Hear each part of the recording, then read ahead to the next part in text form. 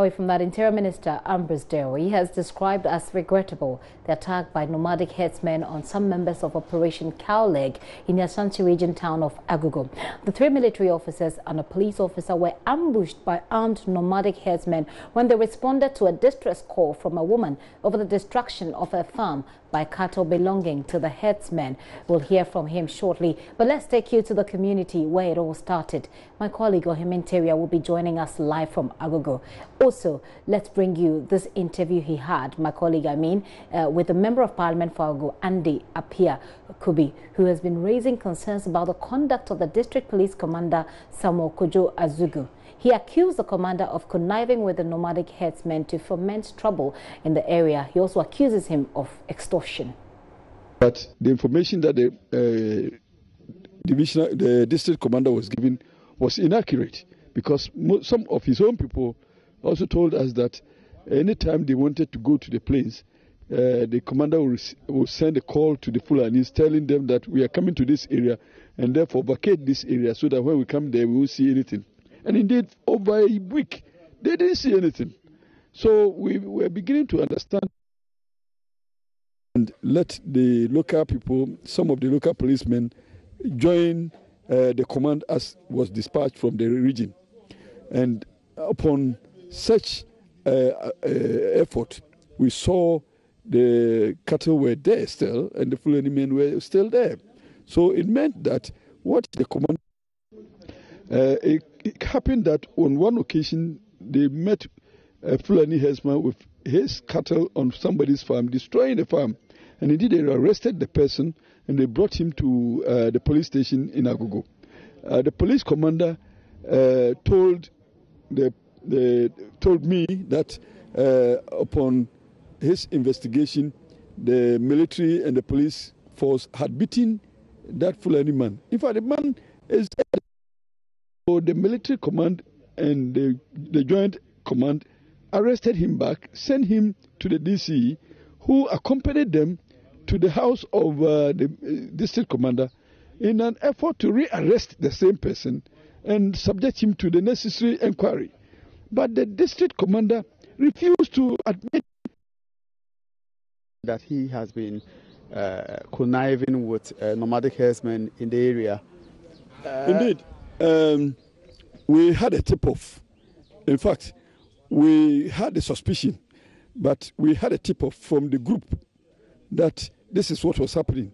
And subsequent events have confirmed this belief that indeed he was. But I'm a bit surprised because this is the same person who has been in Agogo helping protect the lives and property of the community. So why then would we accuse him of not doing his best as a professional police officer?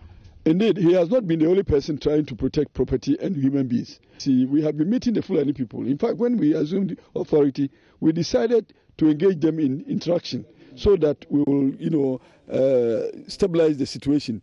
And indeed, that effort yielded the peace that we enjoyed. Indeed, we got them to understand that we will be able to live with them if they are able to live within the confines of the law. And indeed, we had given them indication that they needed to put the animals in, take him here. It is in the interest of national security and he himself to leave this district and go and find peace somewhere, because he will not be the person to solve our problems. We believe sincerely that he has been compromised and that we have no trust, no confidence in him whatsoever. This appears to be a bit some sort of a threat to say that you can't leave, he can't work here. No, it is no threat. It is the realities of the times. Andy Apia Kubi is Member of Parliament for the area, speaking with Interior there. Now, there is a new person. DSP Joe Apia has just been appointed the new district commander for Agogo. And if that has been resolved, I'm happy. At least today I will sleep that, knowing that there is somebody who is competent and who is willing to support our agenda. How can you meet someone on a single day?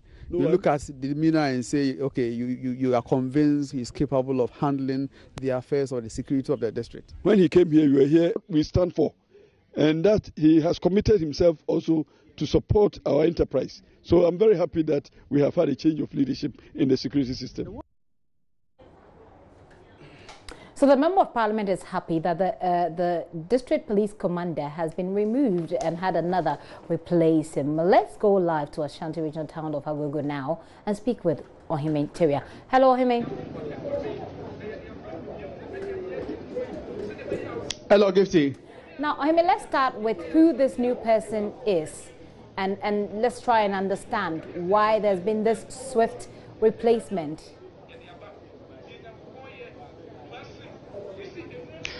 Thank you, Gifty. The new commander.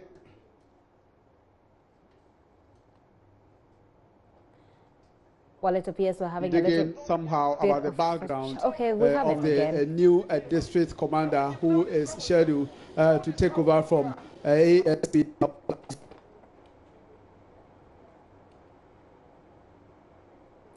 Well, Ohime, it appears we're having a bit of a challenge here, having a smooth ride with you. And the Security Council.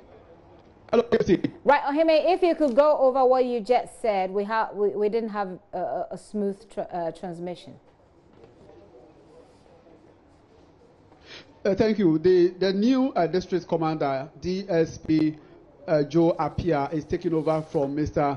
ASP Azugu, who he has actually been introduced to the members of the District Security Council in Agogo this afternoon. This means he can resume work as quick as possible. And I'm so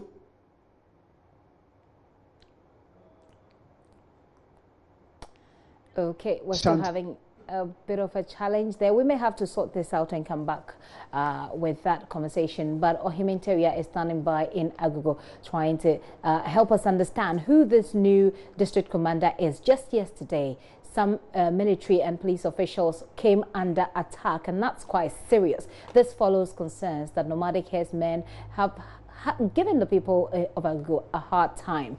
They in turn accuse them of dealing with them, you know, taking the laws into their own hands and dealing with them as well. And let's see if we can get Ohime back on the line. Ohime, if you can hear me, we want to know a bit more about this new district police commander. Thank you, Gipsy. The new district commander, Mr. Joe Appiah, before he was posted to Agogo here, he was in charge of finance at the Konong.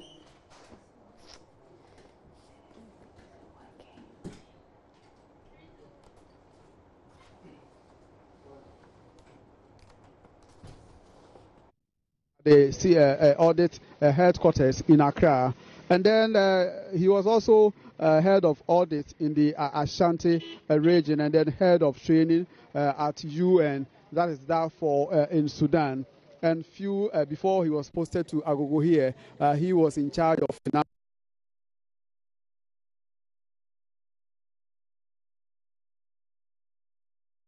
He was in charge of the Operation Cow Leg activities or the team stationed at Agogo. So he is not new to the issue of nomadic herdsmen and the cattle, as well as the clashes between nomadic herdsmen and then the farmers here. Academically, he holds a master's in finance from the Kwame Nkrumah University of Science and Technology. So one will believe that this is a man who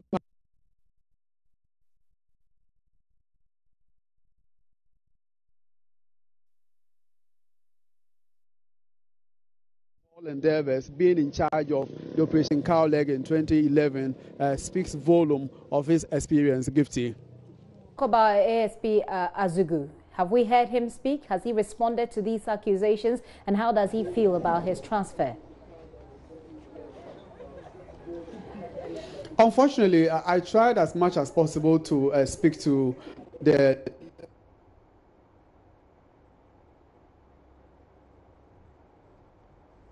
not responded or were not answered.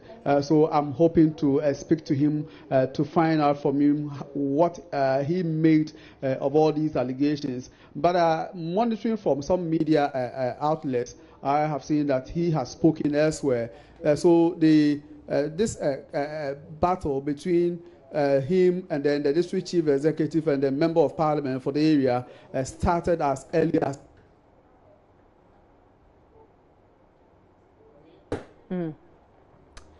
Well, unfortunately, we'll have to end that conversation with Ohime now, even though we needed a lot more information to find out whether or not the ASP Agogo doesn't also feel victimized, doesn't also feel that he's been victimized by the Member of Parliament.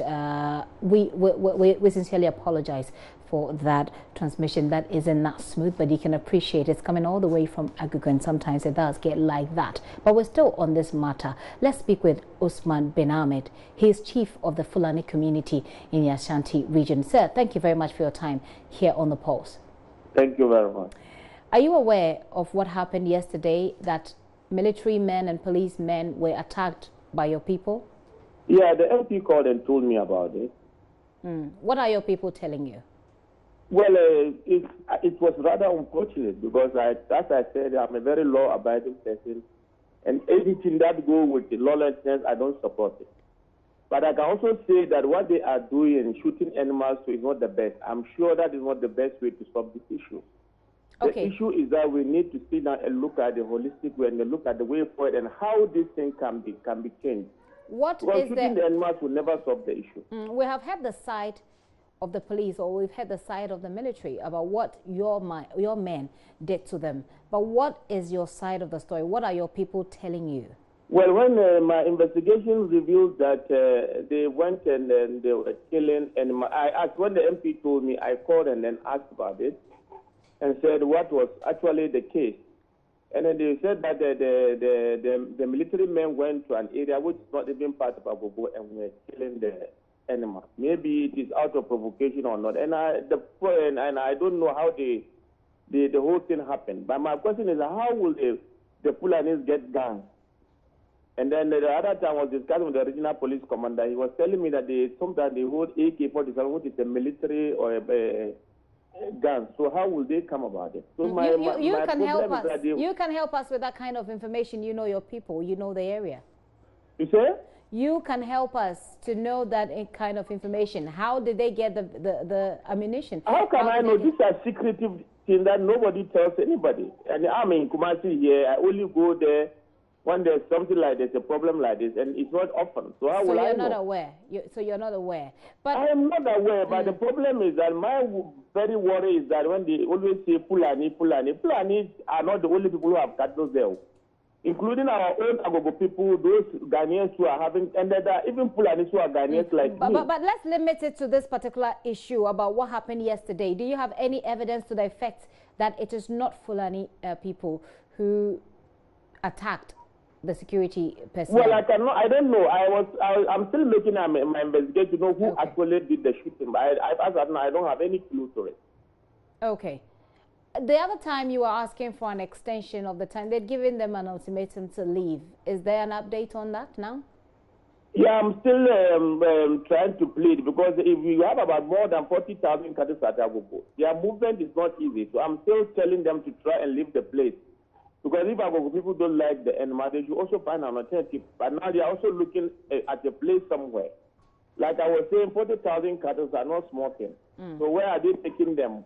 I'm trying to even look at who even owns those cattle, because like I was saying, they don't want to come out to tell me who are the actual owners of the cattle. Some of them are Ghanaians, as I said, others are foreigners. Okay. Do you have any evidence that any of your men were also injured? Because as you're saying, you're not really sure what happened.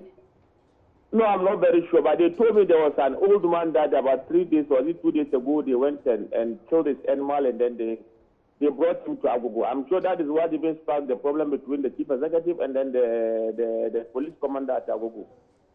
Okay. Sir, thank you very much for your time. Usman bin Ahmed is the leader of the Fulanis in the Ashanti region. In the meantime, residents have been ordered not to go to their farms until further notice. Let's hear from the Member of Parliament for the area once again. We have advised the indigents here not to go to farm for the time being while the security personnel normalize the situation before they go to farm, because it's becoming very... I don't know what they will do if the indigents of Agogo will go to the farm and be confronted by such dangerous Fulani herdsmen. Let's end the conversation with the DCE for Asante Achim. He also has some concerns over the matter.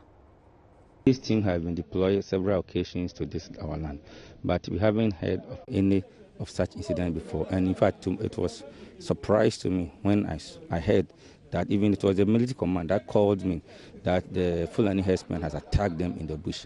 And I said, wow, this is something that we have not heard before. So as DISEC chairman, will you call for maybe deployment of more men, more hands, more police and military personnel to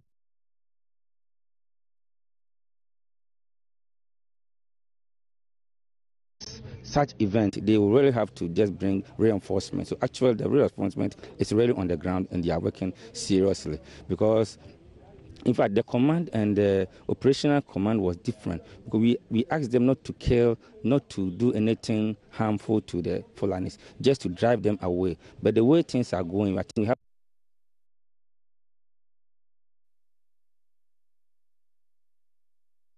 away. And the security men are also trying to, even sometimes they talk to them in a way to take their animals away from there. But now that they are armed and they started firing back, we need to change the operational command so that they can also be protective, because we cannot overly expose our military men to such a dangerous activity. So when we change the operational command, what exactly would they be doing differently from what and how they have been working? Okay, thank you very much. I think what will happen is that DISEC is sitting today. All right, now let's hear from the Minister for the Interior. He's assuring that the injured security operatives and other members of Operation Cowlick, that the perpetrators will be made to face the law. He spoke with JoyNews' Latif Idris a while ago. Obviously, it's a regrettable piece of information that we got about the attack on our security personnel who are out there simply because they want the law to be enforced. They want a situation where if they are headsmen who live in communities, that do not live in peace with the communities, the members, citizens of the communities, and that we have a peaceful coexistence in such a way that everybody concerned is happy. That is the ideal that we want. Mr. President has made it clear that this matter is a multi-ministerial issue, one that involves the Ministry of Agriculture, working towards establishing grazing grounds, and also that involves the Ministry of Interior, among others. So that is the ideal situation.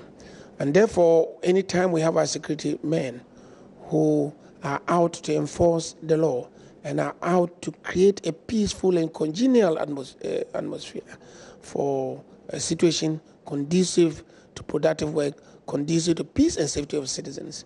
Anytime they are hit is regrettable, and our thoughts are with the families now. We are looking forward to seeing them come back, from the hospital well and hearty, and to continue their work. But obviously, we want to make it clear that no one would be allowed to take the laws of this country for granted, and as much as possible, we're going to work to make sure we bring the perpetrators to book. I know something about security operatives. One thing they detest is to attack one of them. I know they say if you touch one, you touch all. How cautious is your ministry going to act so that we do not have some of your men going overboard in a bid to, quote, retaliate, on this latest attack? I can assure you that our personnel are going to operate within the law. We are going to operate with due respect for the human rights of all concerned. But at the same time, I need to make it clear to you that the same law permits us that where the law requires, where we expect that people will not, as it were, escape from lawful custody or will not attack our personnel. When they do so, they'll be entitled to defend themselves or to enforce the law, and sometimes it can lead to fatalities. But I can assure you that as a policy, we do not intend to go after them. After all, it was a combined operation of the military and the police, and we had the firepower probably to shoot at them. But this far, we haven't heard that men were ambushed.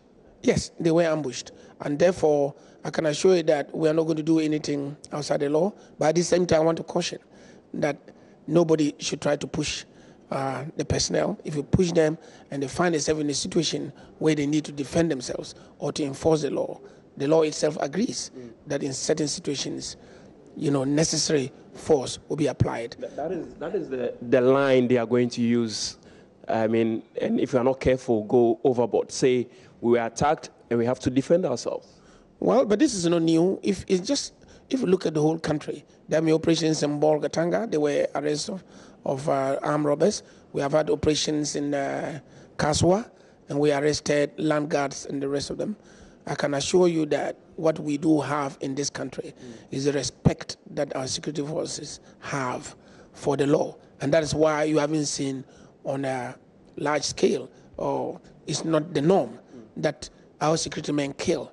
Indeed, many of them have been killed, like in the La Paz case and also in Tema, where they were armed, but they were rather ambushed and shot. Yeah. So I can assure you that we are going to respect the human rights of the people. But at the same time, we are not going to allow any group of people to hold this country to ransom and to create the insecurity and the lack of safety and the fear that Mr. President wants to exercise in this country.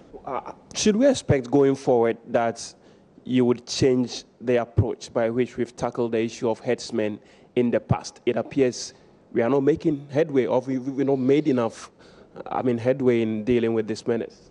Yes, that's what I said from the beginning, that Mr. President Nana Addo Akufo-Addo is looking for a permanent solution. And it's multi-ministerial. Agric is one of the key institutions that we have to deal with. And that is going to consist of creating grazing grounds and creating infrastructure that would allow these herdsmen, because it's not like they're going to go away.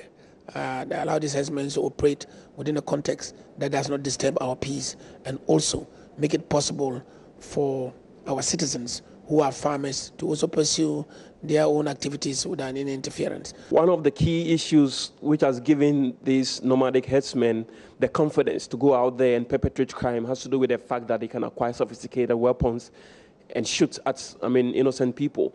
How concerned is your ministry that these individuals easily get access to some of these guns, most of which are unregistered, if you like, unlicensed? Thank you very much. Yes, we are concerned.